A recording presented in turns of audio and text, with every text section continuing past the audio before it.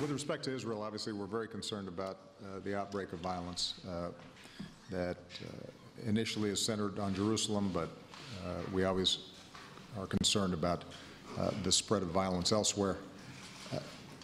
We condemn in the strongest possible terms violence directed against innocent people and believe that Israel has a right to maintain basic law and order and protect its citizens from knife attacks.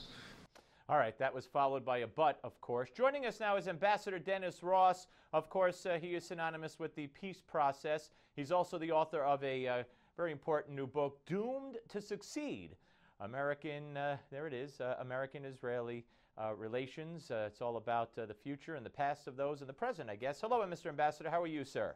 I'm good. Nice to be with you again. Well, thanks. Good to talk to you again, sir. All right. First of all, let's talk about, originally the State Department refused to place blame on what's going on inside of Israel right now. And even after the president said what he said the other day, he still talked about both governments need to do this, both governments need to do that. Isn't it dangerous when there's this moral equivalence drawn? We'll get to the media in a second, but especially by the United States with regard to blatant terrorist attacks against Israelis? Yeah, I do think that the whole notion of moral equivalence is something that in the end is damaging, because at a very minimum what it does is it equates what is going on. So you can say, well, these knife attacks are taking place because the Israelis must have done something. And these knife attacks represent a very intimate form of terror. It's a kind of bloodletting, and they're very much a function of a kind of incitement that has taken place, I would say, over time, but specifically an incitement as it relates to the Haram al-Sharif, or the Temple Mount, based on something that is completely false. The Israelis are not changing the status quo there, and yet the impression that they are has taken on a life of its own. One other point, Steve.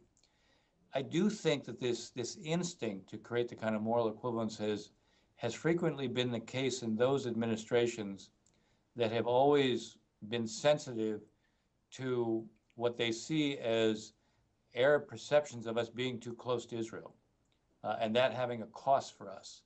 I go back in time, obviously, in the book, because I do a chapter on every administration, every president. Right. But you see, in my mind, 5 different administrations that operated this way.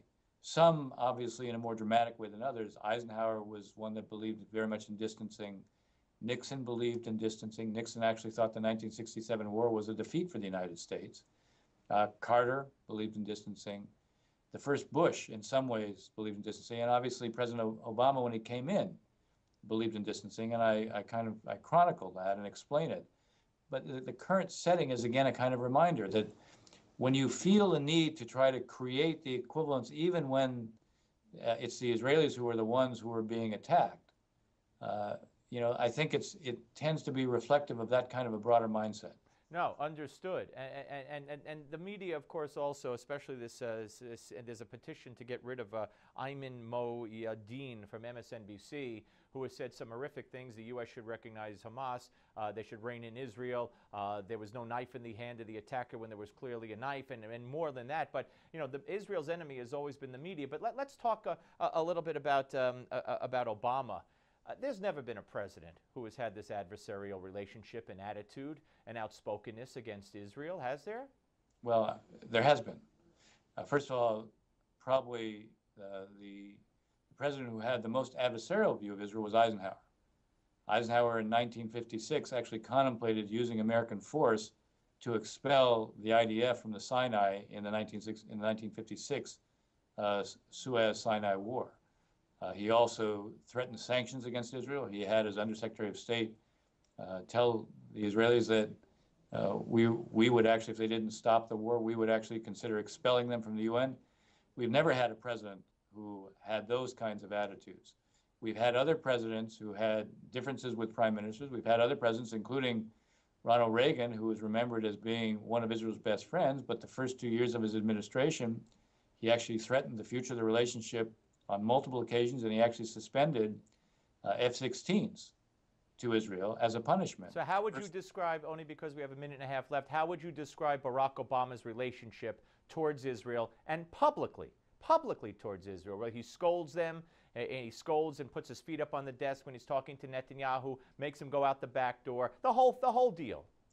Well, I think when people read the chapter on Obama, they'll see that it's a mixed picture. I think that on the one hand, he approached the issue of Israel when it came to security, and he took that seriously.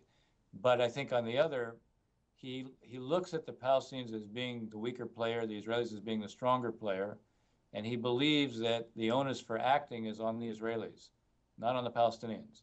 And so he's been prepared to say that quite publicly. When he came in to office, he really had a perception that distancing made sense, partly because he was trying to show the difference in himself from George W. Bush. And that's also not unusual. Presidents frequently try to show how they're different from their predecessors. In this particular case, President Obama was convinced that a major problem that we had with Arabs and Muslims was because of Bush's approach in general, and at least one element of that approach was Bush being seen as being so close to Israel, and he was going to demonstrate a difference. Does Obama have a problem with Jews or Israel? No. In fact, on the contrary, he actually looks at Israel. I mean, in a sense, he sees himself as a friend of Israel. He thinks that he's acting as a friend because he thinks Israel is headed towards the cliff, and he's trying to tell them they have to veer course. The problem is he never developed the credibility with the Israeli public by demonstrating he understood their predicament that would have given him, in a sense, more of a basis on which to say some of the things that he said. It's all in the book, Doomed to Succeed. Ambassador Ross, thank you, sir. We're coming back with the Malzberg panel. Don't go away.